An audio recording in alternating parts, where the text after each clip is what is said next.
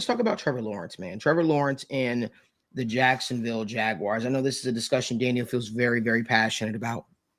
And I'll say this, what I thought, I can't speak for everyone else, but I thought the Jaguars could be going into the season has not materialized just yet. And that causes a lot of people to be out on a guy like Trevor Lawrence. But I thought that some of the comments made by Travis Etienne was very, very telling. You can be How he's talented however you want. It's all about execution. And you don't have to be talented to execute. And that's what we have to focus on. Just the execution and just, like I said, matriculating the ball downfield. Let's not try to get that 30-yard play every damn time. Just get that 5 yards, get that 3 yards. Just move the chains. Keep moving the chains. Kind of wear the defense down. Like I want to say the first quarter, we probably had 9 plays. Team sport.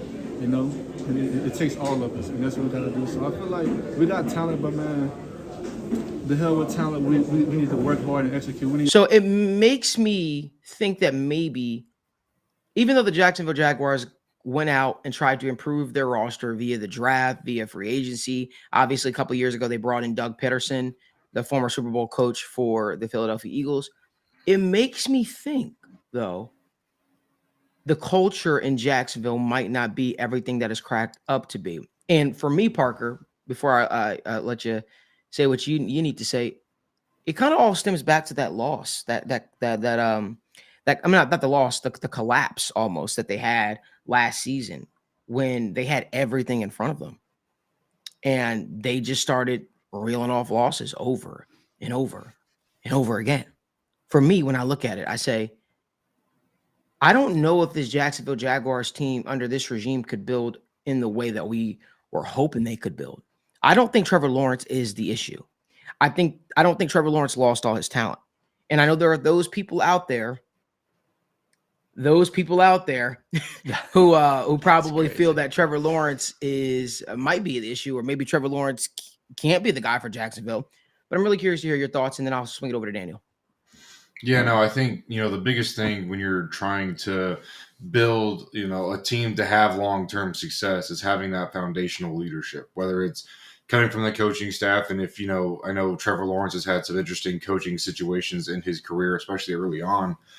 If it's not going to come from the coaching staff, it has to come from the players. And so, I mean, if you can have a team that the players can build around each other, I mean, that's still a recipe for success long term. However, if you're not able to handle adversity well, or you hit, some of these issues where you're losing these games and you're not able to bounce back, and you start, have that internal strife, almost like we saw with the Eagles down the stretch last season, where you're starting to fight amongst yourselves. Like someone has to take ownership of that locker room, whether it's going to be the head coach, whether it's going to be your quarterback, whether it's going to be veteran presences, whether it's on the O-line or the defensive side of the ball. I mean, someone in there has to take accountability and, set the standard and hold the standard for what's, what we want to do as a team, as an organization. And I feel like, when you see, even if it's a short term or few games spiral as some of these teams, it's when you're losing that, or when the figurehead that's been that for your team is maybe checks out. That's the concerns I had when, every time Joe Burrow goes down to Cincinnati, where it's like, if he's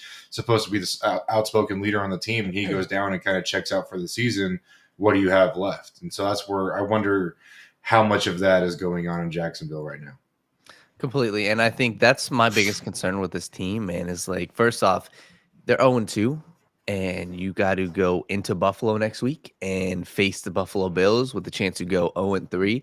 And that would be a horrendous start for this team. And I think for a team that had such high expectation, I think that's the biggest difference within these organizations, right? Is when they have these expectations, they don't, come to fruition. What's next, right? You went out, you added all this talent on offense, and right now some of them are obviously injured, like Evan Ingram. Takes some time to get to, in communication with these guys.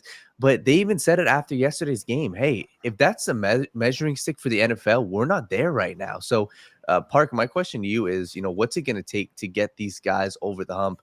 And when we talk about Trevor Lawrence, right, I think it's time that we have the conversation, right? Where does he rank in the NFL? Because I do think that he is a very talented quarterback, but is he the type of quarterback that is going to uplift the talent around him, like to a superstar level, or is he a guy that really just needs a good situation around him. So that's my question to you, right? Is what do they need to turn it around? And Trevor Lawrence, is he, potentially that top 5 quarterback, or where do you have him?